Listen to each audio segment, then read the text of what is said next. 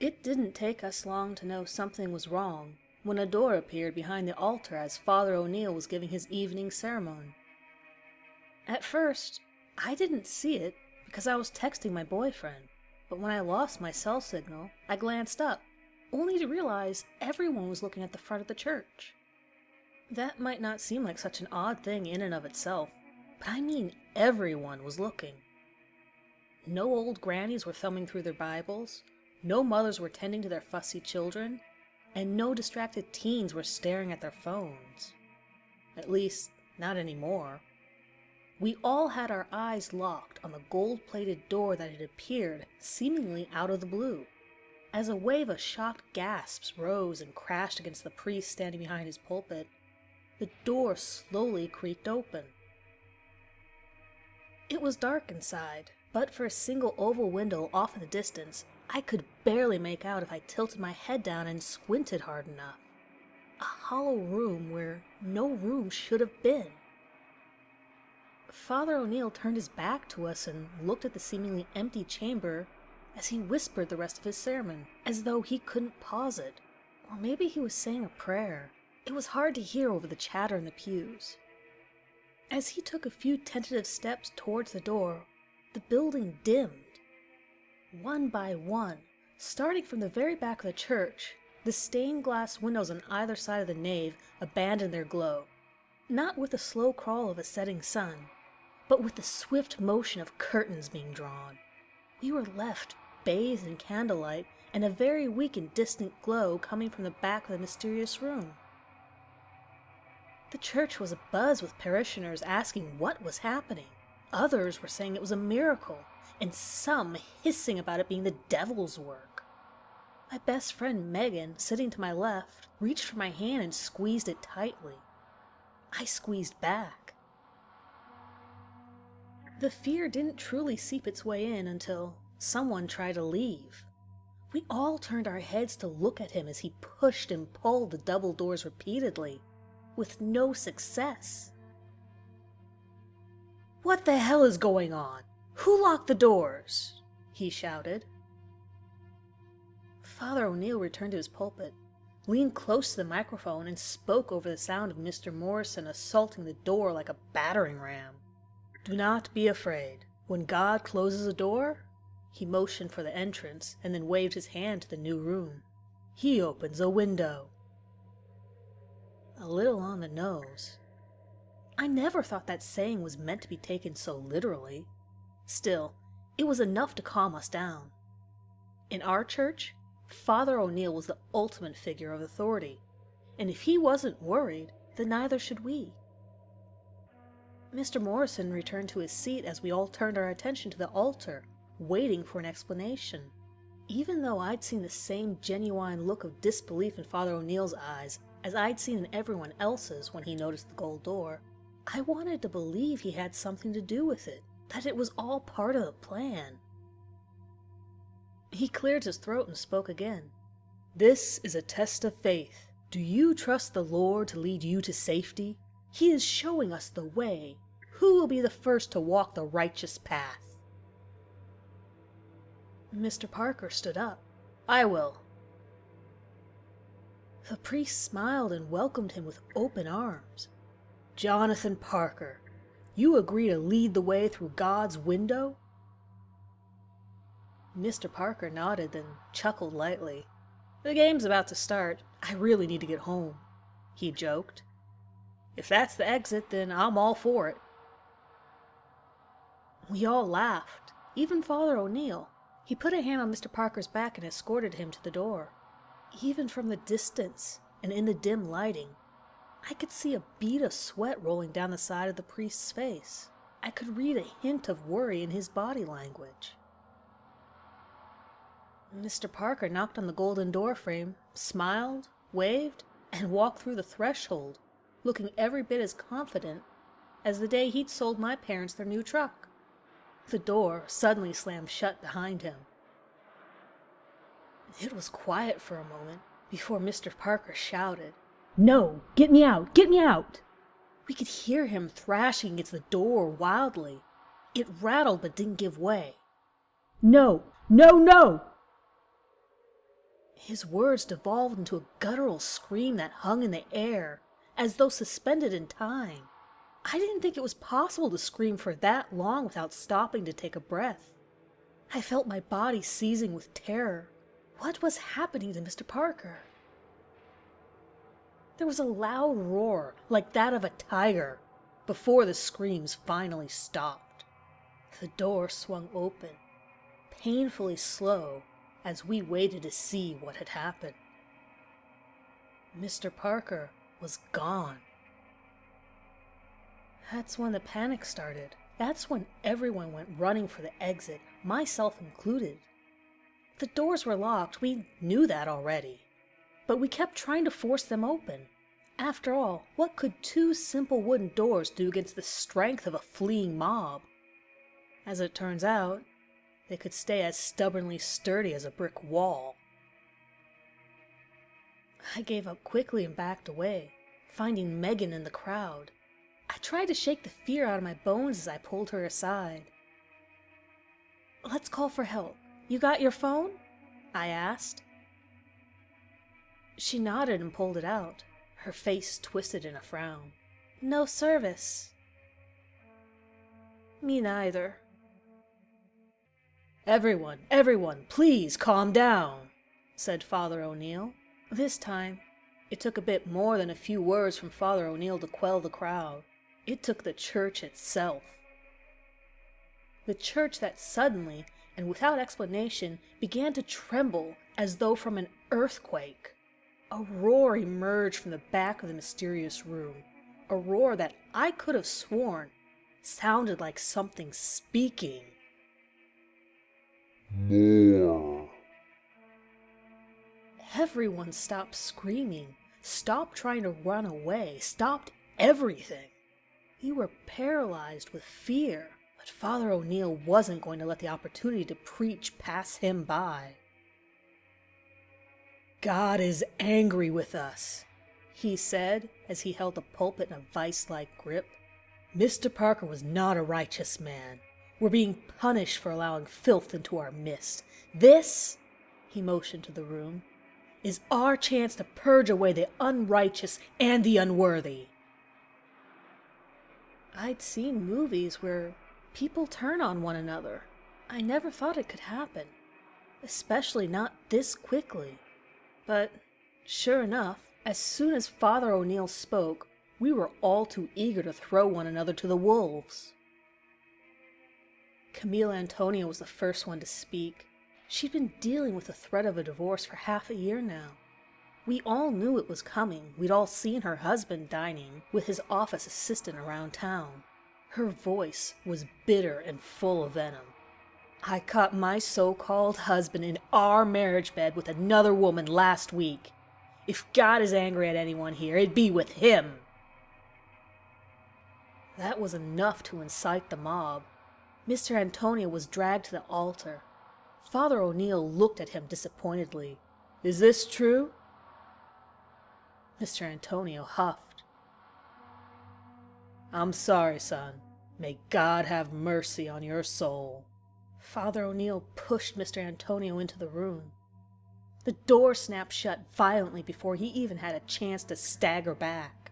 The screams were terrible. I hid behind a pew, hands over my ears, trembling as he let out blood-curdling shrieks of primal terror. Megan wrapped an arm around my shoulder and sobbed. "It's over now," she whispered. I could hear the golden door slowly open again. I didn't have to look to know. Mr. Antonio was gone, devoured by whatever beast was hiding inside. The ground shook violently.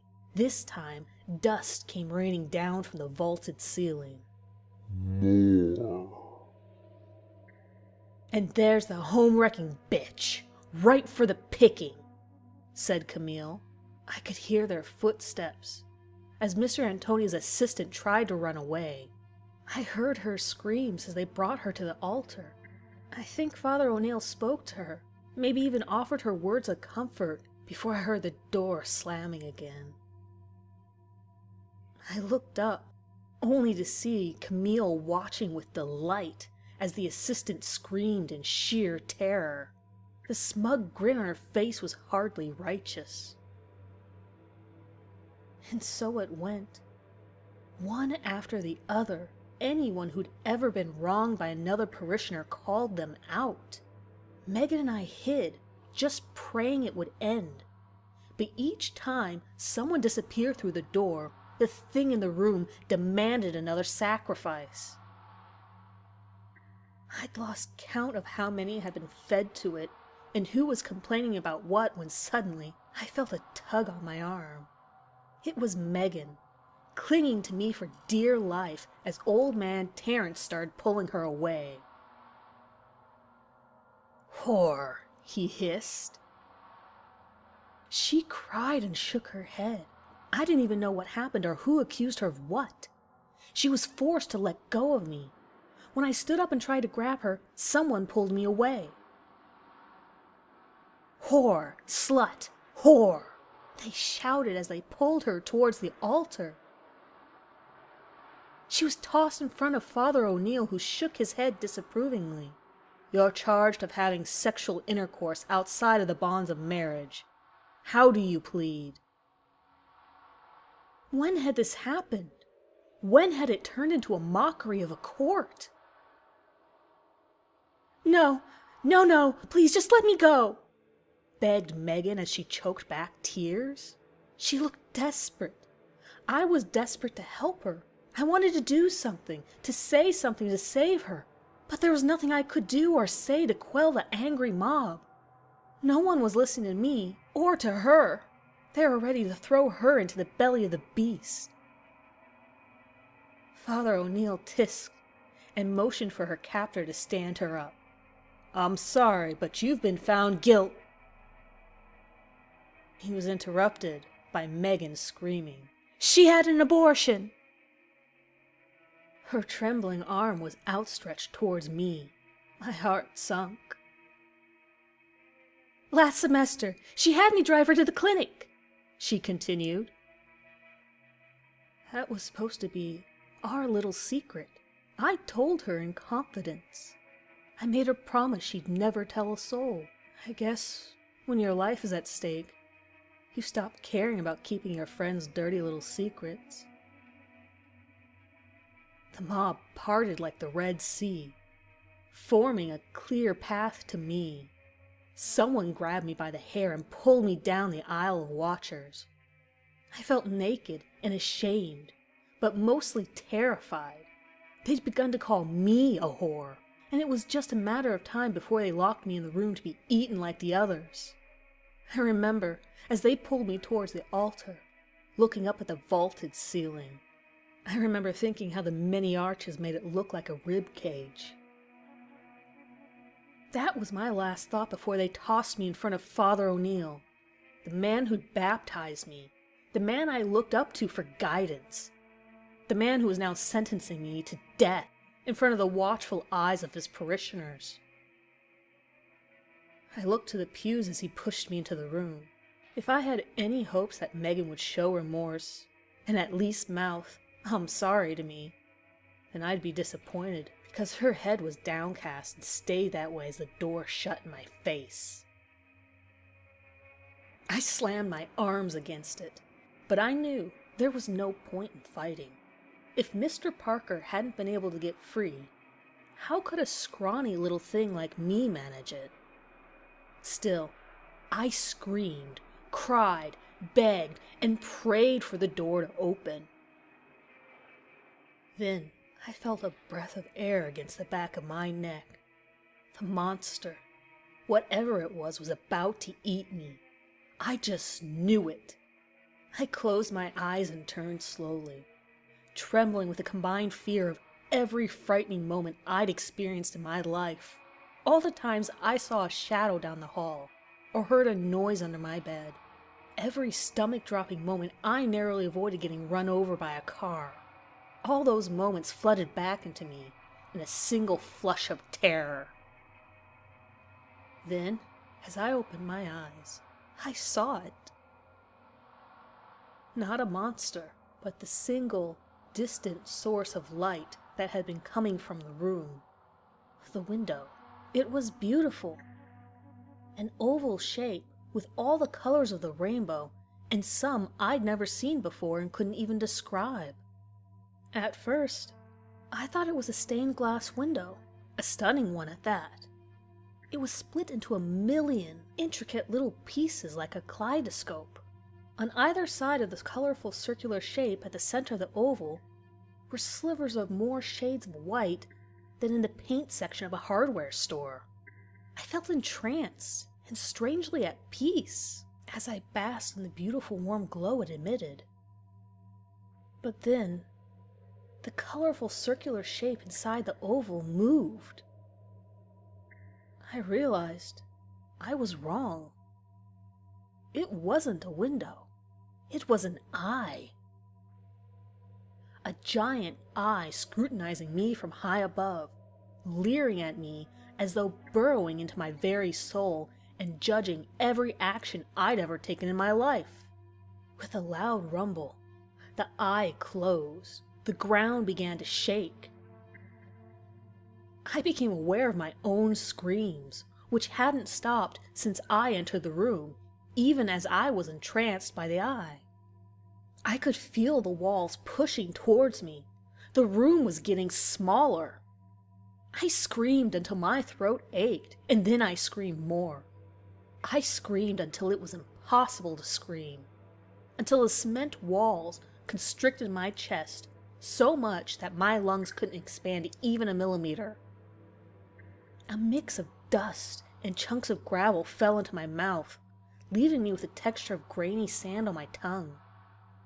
The walls rubbed against my exposed skin, scraping it raw. It was so painful. Sharp, stinging, relentless pain. And pressure. So much pressure. And then suddenly, the pressure was gone. I felt a hand pulling me from the rubble. I coughed out dust and rubbed my stinging eyes.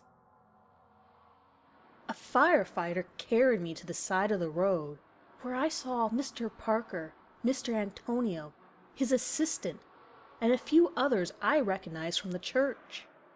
They were all covered in dust and cuts. I didn't understand what was going on. It took a moment for me to look back and see the church laying in pieces. They said the structure wasn't built to handle the magnitude of the earthquake we had that evening.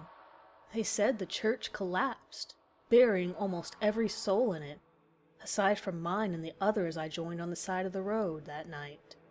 No one else, dead or alive, was ever found. Not Camille, not Megan, not Father O'Neill. If you're thinking I'm about to tell you what I experienced was some sort of hallucination, some kind of life or death trick of the mind, I assure you, that's not the case. That night I spoke to Mr. Parker and a few of the others as we watched rescue workers digging through the wreck. They all remember the golden door, the dark room, and the eye staring at them in judgment.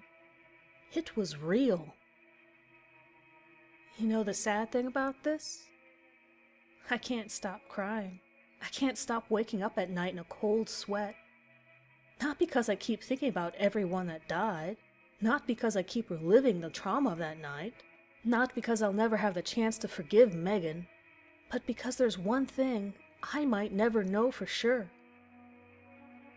Was I saved? Or was I too impure to join the others in the kingdom of heaven? Was I pushed out of that church to be reborn? Or was I its excrement? I think I'll only know for sure the day I die.